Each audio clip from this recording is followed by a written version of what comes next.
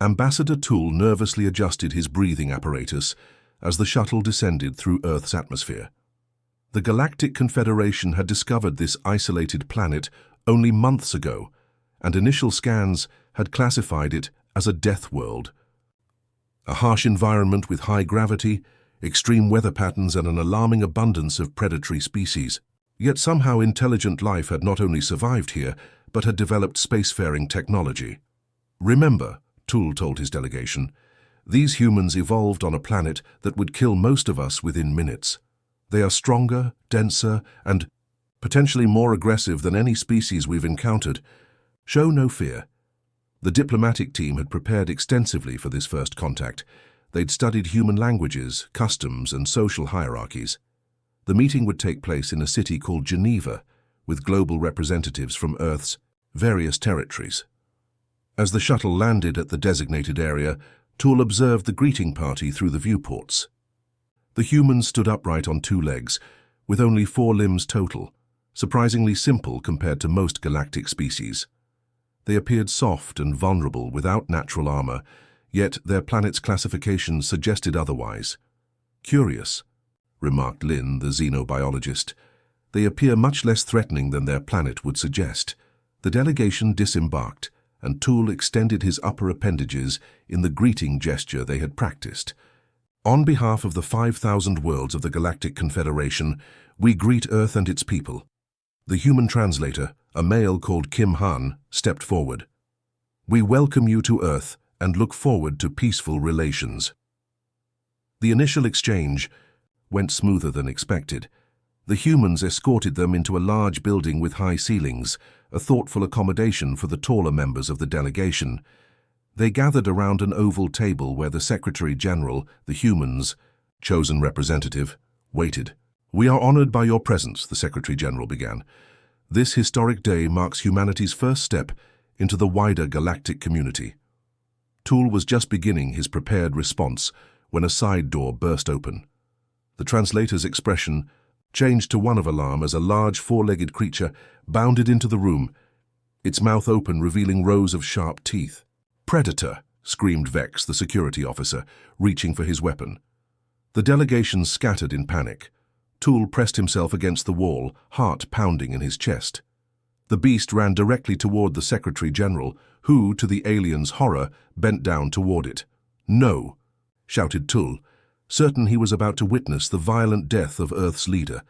But instead of attacking, the creature pressed against the human, making soft whining sounds as the Secretary General rubbed its fur.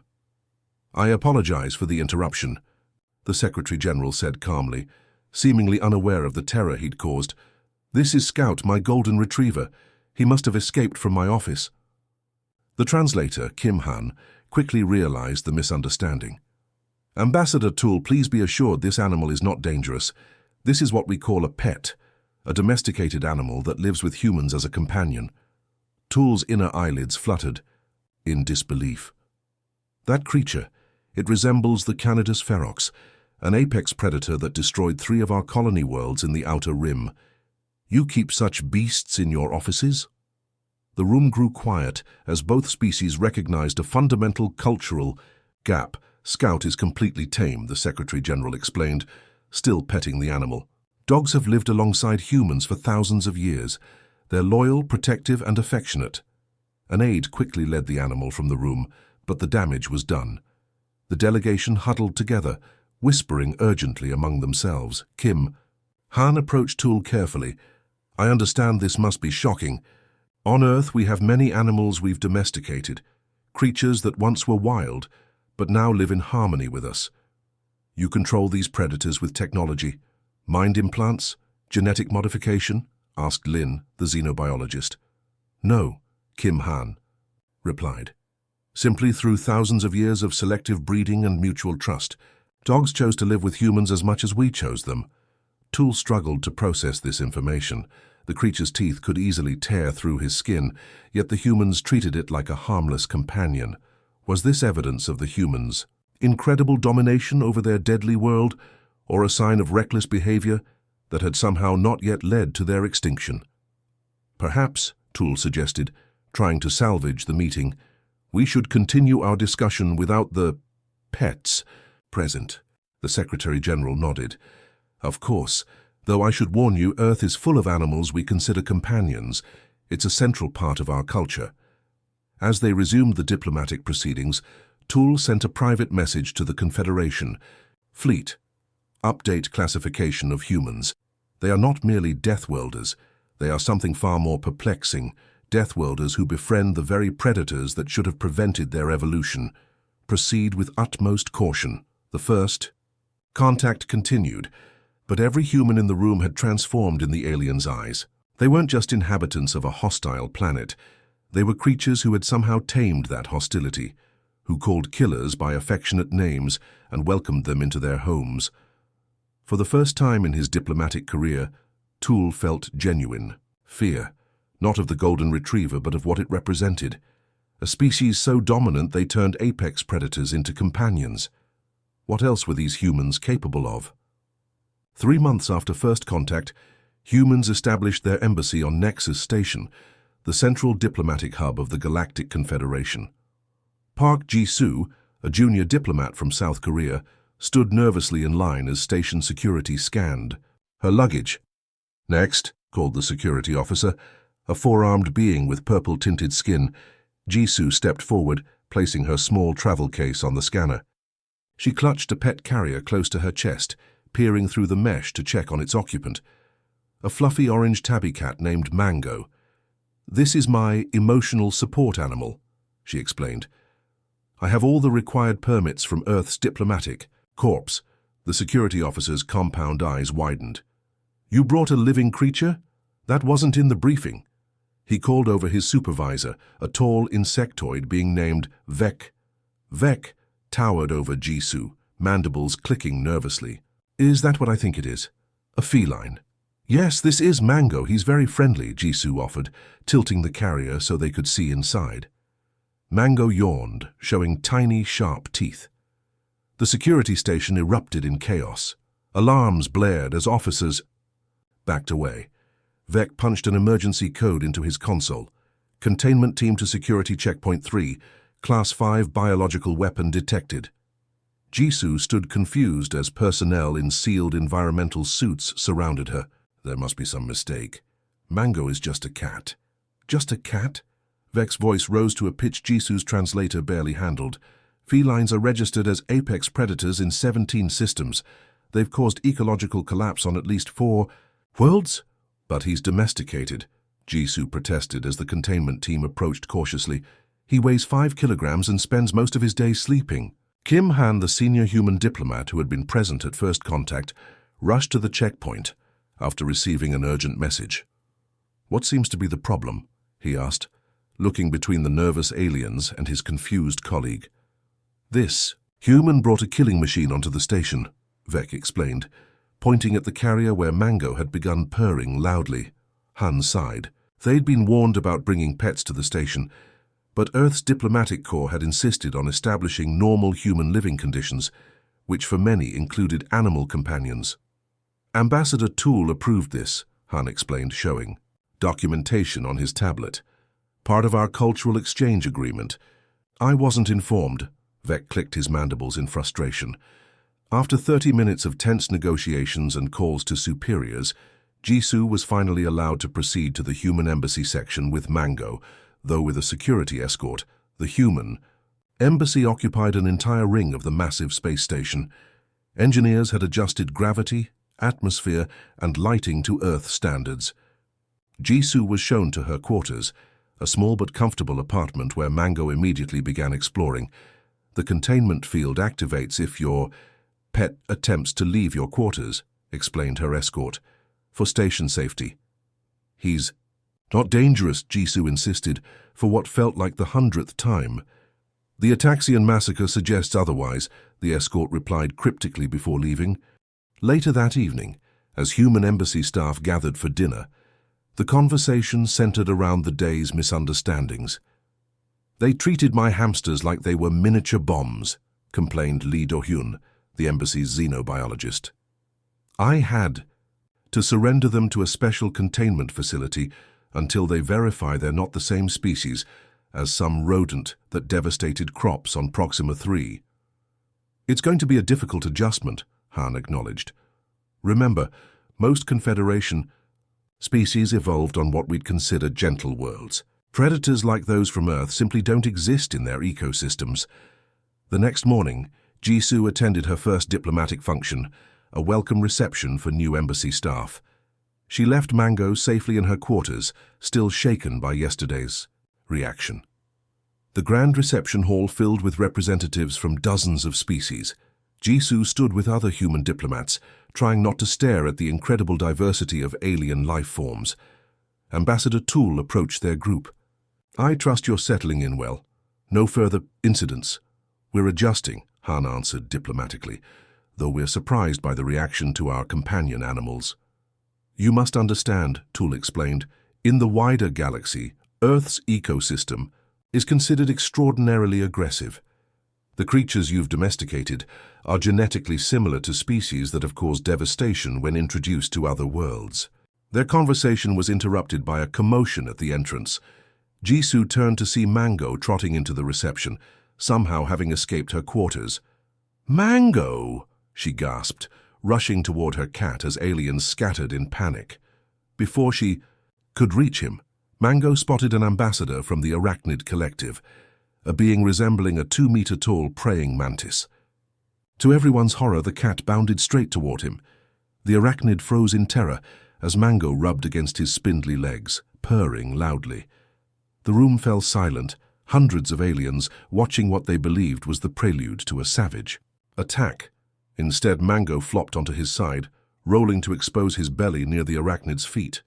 "He likes you," Jisoo explained, cautiously approaching. "He wants you to pet him." "Pet the predator?" The arachnid's translator conveyed both confusion and fear. "He's friendly," Jisoo insisted. "Look." She demonstrated by rubbing Mango's belly. The cat purred even louder, stretching in contentment. After a tense moment, the arachnid slowly extended one delicate limb, briefly touching Mango's fur before quickly withdrawing. Mango chirped happily. "Fascinating," whispered the arachnid. "It doesn't attempt to consume me." Within hours, station communications networks buzzed with news of the encounter. Security Chief Vec began a formal investigation, convinced humans had genetically modified natural predators for psychological warfare. Meanwhile, ambassadors quietly requested meetings with human diplomats to learn more about these domesticated nightmares. As Jisoo carried Mango back to her quarters under security escort, she realized how much they had underestimated the cultural shock their pets would cause. Earth's animals weren't just companions. To the wider galaxy, they represented humanity's most alien trait, the ability to befriend the very predators that should, by all galactic understanding, have prevented civilization from ever forming. "Looks like you're our unofficial ambassador now," she whispered to Mango, who had already fallen asleep in her arms, completely unaware of his new status as the most feared and fascinating creature on Nexus Station. 2 months into humanity's presence on Nexus Station, xenobiologist Lee Do-hyun stood in the empty exhibition hall, envisioning how to transform the sterile space. After weeks of misunderstandings and near-diplomatic incidents involving Earth's pets, the human embassy had proposed a bold solution: a formal exhibition of domesticated Earth animals to educate the galactic community. "The lighting needs to be warmer," Do-hyun told his assistant. "Most of these animals evolved under a yellow sun, not these blue spectrum lights." Station engineers had reluctantly agreed to modify an unused cargo bay for the event, though they insisted on triple redundant containment fields and emergency protocols that would make a nuclear facility seem relaxed by comparison.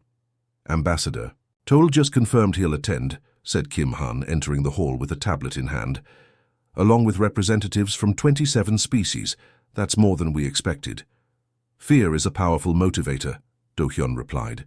"Half are probably coming to confirm their nightmares about Earth creatures, the other half out of morbid curiosity." "Either way, it's our chance to change perceptions," Han said. "The Confederation needs to understand that these animals aren't weapons or monsters. They're part of our history, our families." The exhibition opened 3 days later. Do-hyun had transformed the space into sections representing different habitats, farm animals in one area, household pets in another, and a special section for more exotic companions like reptiles and arachnids. Each display included historical information about domestication and the animal's role in human society. Security was overwhelming. Station guards in protective gear lined the walls, armed with stun weapons. Containment specialists monitored force fields around each exhibit. Medical teams stood ready with antidotes for venoms and toxins that most species in the galaxy had never encountered. The first visitors entered cautiously. Do-hyun watched from near the entrance as diplomatic teams from across the Confederation inched forward, many keeping close to the exits. Ambassador Tool approached Do-hyun. "An interesting initiative, Dr. Lee, though I'm still uncertain of its wisdom." "Understanding begins with exposure," Do-hyun replied. "We can't expect the galaxy to accept humanity if they don't understand our oldest companions." Tool's inner eyelids fluttered, a sign of anxiety Do-hyun had learned to recognize. "Some believe we should understand Earth's predators from a safe distance, preferably several star systems away." The exhibition began with farm animals, chickens, sheep, and a small cow named Daisy. Most aliens were baffled by these creatures. "You keep these animals for sustenance?" asked a gelatinous being from Proxima Centauri. "But they possess no natural weapons." "Not everything from Earth is a predator," explained Do-hyun. "These animals have been selectively bred for thousands of years to provide food and materials." The household pets section drew the largest crowds. Park Ji-soo stood beside an enclosure where her cat Mango lounged on a cat tree, now something of a celebrity after his encounter with the arachnid ambassador. "You may approach the barrier," Ji-soo told a group of nervous diplomats. "Mango enjoys attention."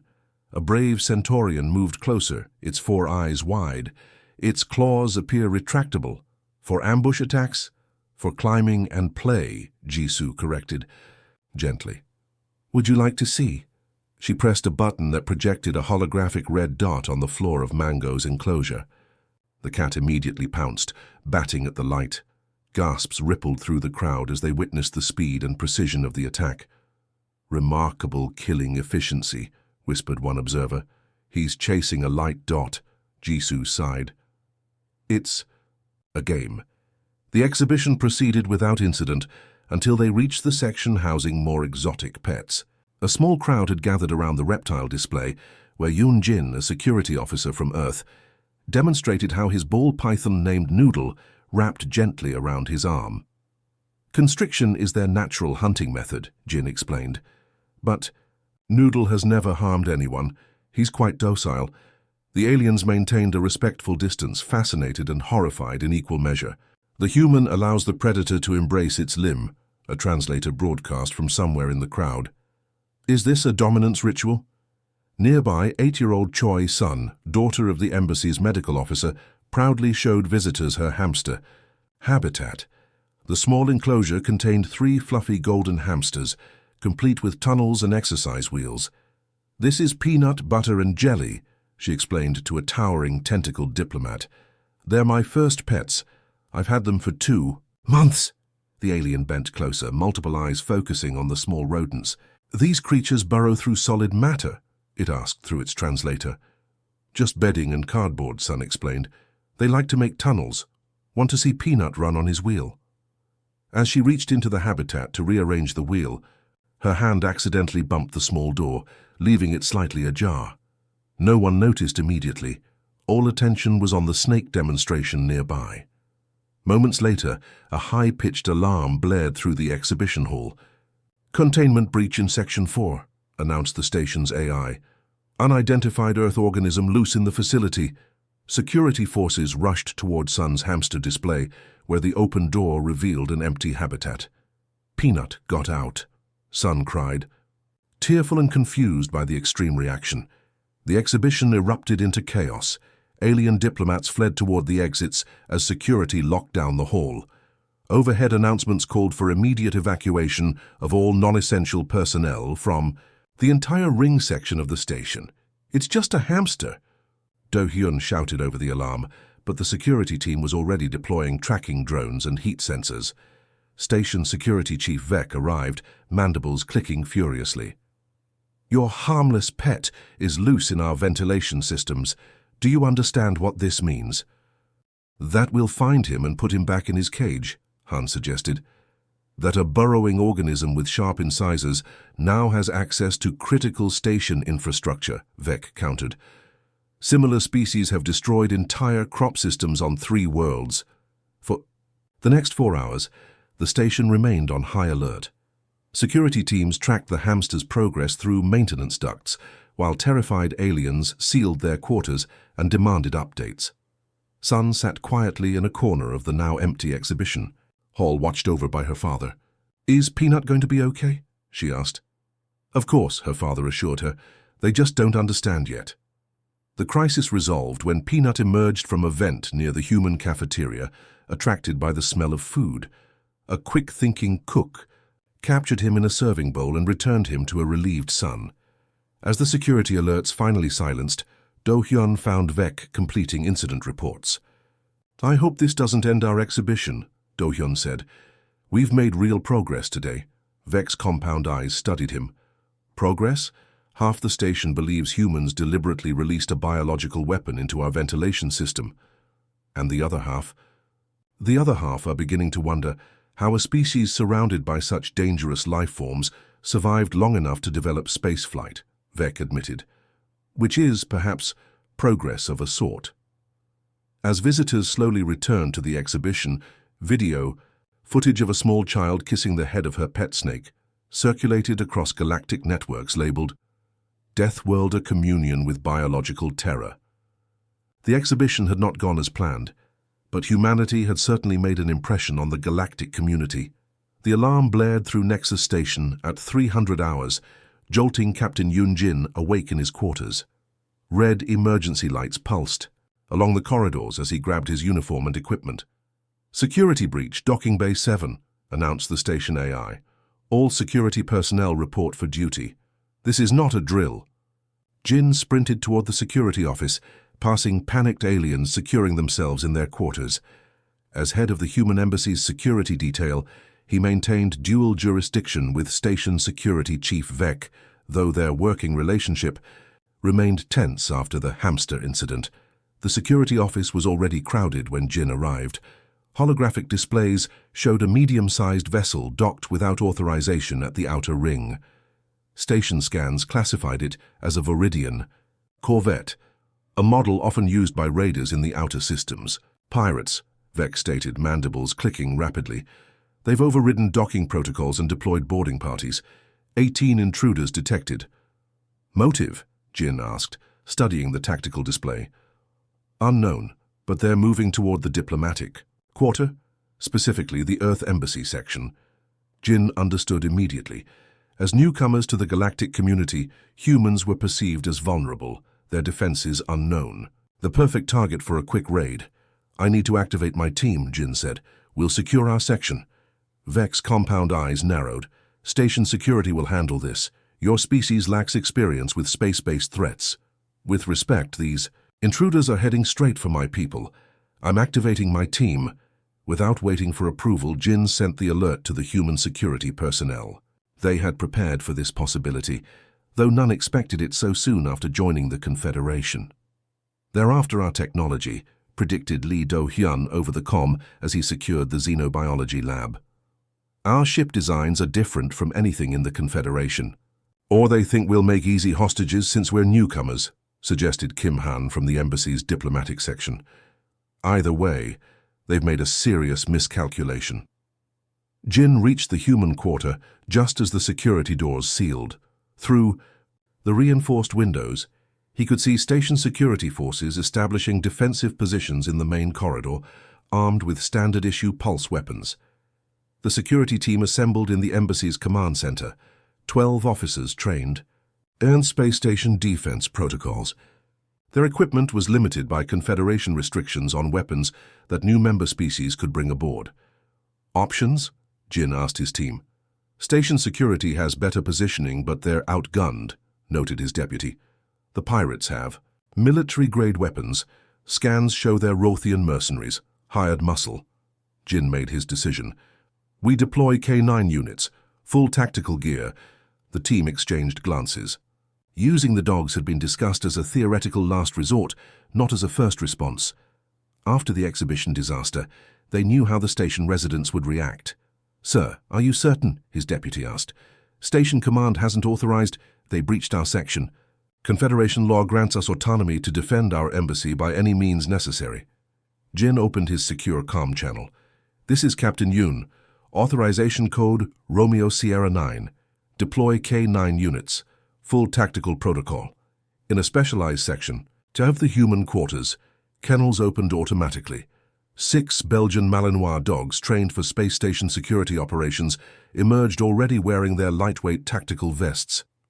Their handlers quickly attached communication devices and protective goggles. Meanwhile, in her quarters, Park Ji-soo woke to alarms and urgent messages. As she prepared to evacuate to the designated shelter, she noticed Mango behaving strangely. Hissing at the ventilation duct, back-arched fur standing on end. "What is it?" she whispered, now alert to the danger. Mango had never acted this way before. A slight noise from her bathroom caught her attention. Jisoo froze, sensing she wasn't alone. Silently, she reached for the emergency beacon on her nightstand. Bathroom door slowly opened, revealing a figure in dark armor. The intruder raised a weapon, but before they could fire, Mango launched himself across the room with an ear-splitting yowl, landing directly on the pirate's face mask. The intruder screamed, dropping the weapon and clawing at the hissing ball of fur attached to their helmet. Jisoo seized the moment, grabbing a heavy metal sculpture from her desk and swinging it with all her strength. The pirate collapsed unconscious, while Mango jumped away, landing gracefully on the bed. "Good boy," Jisoo whispered, heart pounding as she activated her emergency beacon. In the main corridor, the pirates had pinned down station security forces with superior weapons. They advanced confidently toward the human section, assuming the newcomers would surrender quickly to avoid bloodshed. "Breach the door," ordered their leader, pointing to the sealed entrance of the human embassy. The Deathworlders may have interesting technology, but they're untested in space combat. As his team attached breaching charges to the door, Nunn noticed the small access panels opening along the lower section of the corridor. Jin watched from the security monitors as the K9 handlers gave the silent command.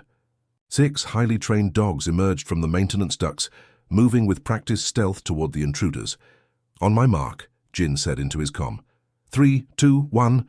The handlers simultaneously activated the tactical signals. The dogs attacked. In perfect coordination, powerful jaws clamping onto limbs, dragging pirates to the ground before they could react. The corridor erupted in chaos and screams. The raiders had never encountered anything like this. Animals moving with military precision, impervious to fear following complex tactical patterns. "Demons!" shouted one pirate, firing wildly as a Malinois knocked his companion to the ground. "The Deathworlders have released demons." Station security forces seized the opportunity, advancing to secure prisoners while the dogs continued their assault. Within minutes, the remaining pirates threw down their weapons, hands raised in surrender, eyes fixed on the snarling dogs held at bay only by their handlers' commands. From the other end of the corridor, Security Chief Vec watched in horrified fascination as the dogs systematically disabled the intruders without killing them. "Hackers weaponized them," he said as Jin approached. "The creatures from your exhibition." "We trained them," Jin corrected. "They're working animals, partners. They understand commands and objectives." Before Vec could respond, an emergency call came through from Park Jisoo's quarters. Security teams rushed to find her standing over an unconscious intruder, Mango purring contentedly in her arms. "He was trying to plant something," she explained, pointing to a small device the pirate had dropped. Mango attacked him before he could activate it. Analysis would later reveal the device as a powerful explosive that could have breached the station's hull. The hamster incident forgotten, Mango became the station's unlikely hero. As station security processed the captured pirates, Jin overheard their leaders' panicked debriefing. "Nobody warned us," the pirate insisted to his captors. "They said the humans were new, vulnerable. They didn't say anything about attack beasts that obey commands. No amount of payment is worth facing creatures that can track through walls and strike without fear. Within hours, news spread throughout the Confederation. The humans had defended their section without casualties, using trained animals that worked seamlessly with their security forces. Species that had mocked the pet exhibition now requested information about Earth's tactical biological assets. Jin returned to the kennel area, where the dogs were being rewarded with treats and praise from their handlers. "Good work today," he told the team, "though I think our reputation just got a lot more complicated." "Sir," one handler replied, scratching her dog's ears, "I think the galaxy just realized that on Earth even our friends have teeth." The Confederation Science Council convened in its grand circular chamber on Nexus Station, all 17 senior. Xenobiologists present either physically or via hologram. This emergency session had only one item on its agenda: a complete reassessment of human-animal relationships following the security incident 3 weeks prior. Lee Do-hyun sat uncomfortably in the witness chair at the center of the chamber, feeling like a specimen under examination rather than a scientific colleague. Since the pirate attack, attitudes toward humans and their animal companions had shifted dramatically from fear toward a wary, almost reverent curiosity. "Dr. Lee," began the Arcturian chairperson, her translucent tentacles gently waving, "your species has submitted extensive documentation on what you call domestication. Our preliminary analysis suggests something far more significant than simple animal training. Would you agree?"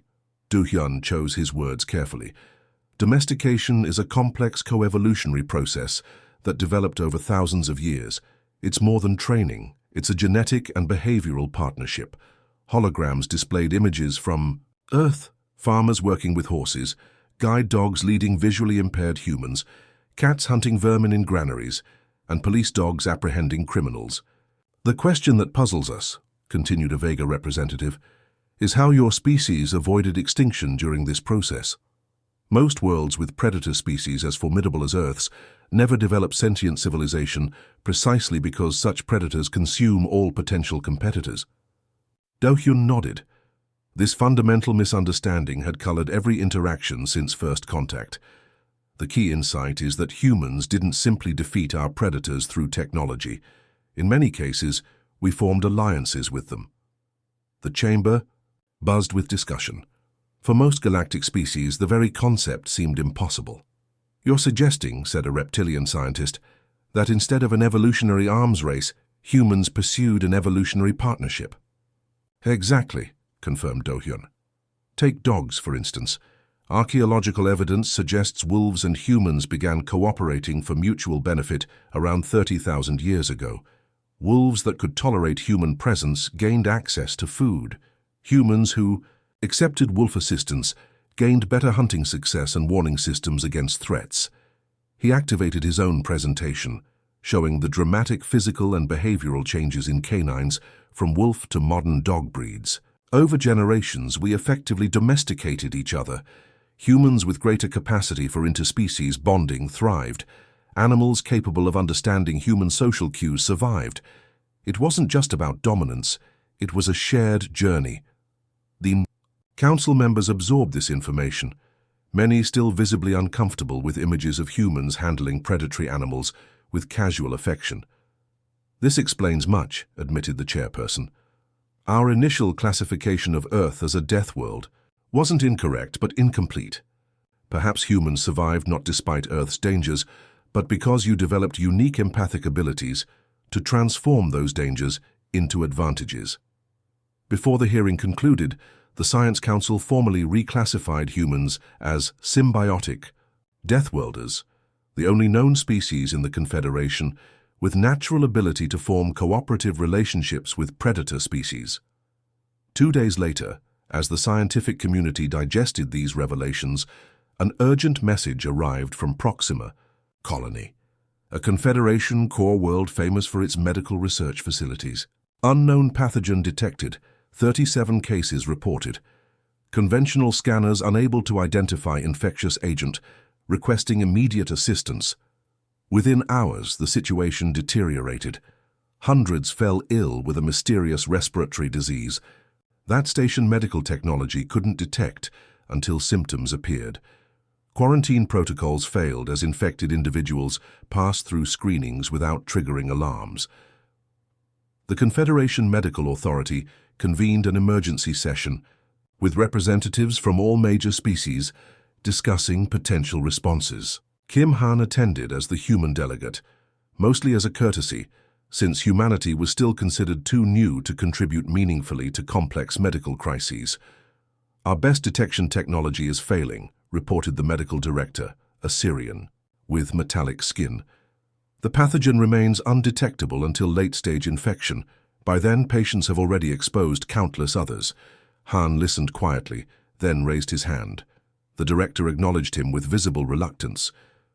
"Earth has faced similar challenges," Han explained. "We may have a solution if the Council is willing to consider an unconventional approach." "We welcome any suggestion at this point," the director replied. "We have animals, specifically dogs, trained to detect disease through scent. They can identify certain infections before any symptoms appear, sometimes days earlier than our technology." Silence fell over the chamber. Finally, the director spoke. "You propose bringing more Earth predators to a medical crisis?" "I propose bringing medical detection specialists who happen to be another species," Han corrected. "Dogs with specific training can detect biochemical changes associated with certain diseases with 95% accuracy. Their olfactory capabilities far exceed our technology." After heated debate, desperation won over skepticism. 24 hours later, a human medical team arrived at Proxima Colony with 8 Labrador retrievers specially trained for disease detection. The scene at the spaceport was tense. Medical staff in protective gear watched nervously as the dogs were led from the transport, many still believing this was a pointless exercise at best, a dangerous complication at worst. Dr. Park Min, the human team leader, addressed the assembled staff. "These animals have been trained specifically for medical detection. They'll help identify infected individuals before symptoms appear, allowing for early isolation and treatment." The colonial governor approached cautiously. "These creatures can truly detect an invisible pathogen. They can detect the subtle biochemical changes in the body's response to infection," Min explained. "Changes our technology can't yet identify in this particular case." The screening began immediately. Each dog, paired with a handler, systematically moved through the arriving passengers at the spaceport terminals. When a dog detected the specific scent signature of infection, it sat calmly in front of the person, a non-aggressive signal that drew minimal attention. By the end of the first day, the dogs had identified 47 infected individuals, showing no symptoms, all subsequently confirmed through intensive laboratory testing. By week's end, new infection rates dropped dramatically as early detection allowed proper isolation protocols. The medical staff's initial skepticism transformed into curiosity, then respect. Alien doctors began asking detailed questions about the dog's training methods and capabilities. "It's not just the physical detection," Min explained to a group of medical researchers. "These animals provide emotional support to patients as well. Studies show human patients recover faster when therapy animals are present." This concept, that a predator species could provide emotional healing, was perhaps the most revolutionary idea of all for the Confederation scientists. As the crisis subsided, Ambassador Toole requested a private meeting with Kim Han. The two diplomats sat in Han's office, where Toole seemed unusually hesitant. "The Science Council's findings have altered perspectives," he admitted. "For generations, we assumed that intelligence evolved specifically to outcompete predators. The possibility that empathy, the ability to form bonds across species, might be equally important for survival. This challenges our most fundamental assumptions." Han smiled. "Different evolutionary paths lead to different strengths. The Confederation has technological capabilities beyond ours in many areas. We simply developed in a different direction." Toole reached into a container he had brought. "I've been studying your cultural practices. I understand it's customary to seal new understandings with gestures of trust."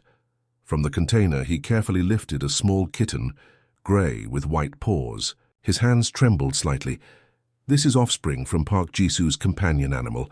I'm told it requires a home. The word seemed unfamiliar on his tongue.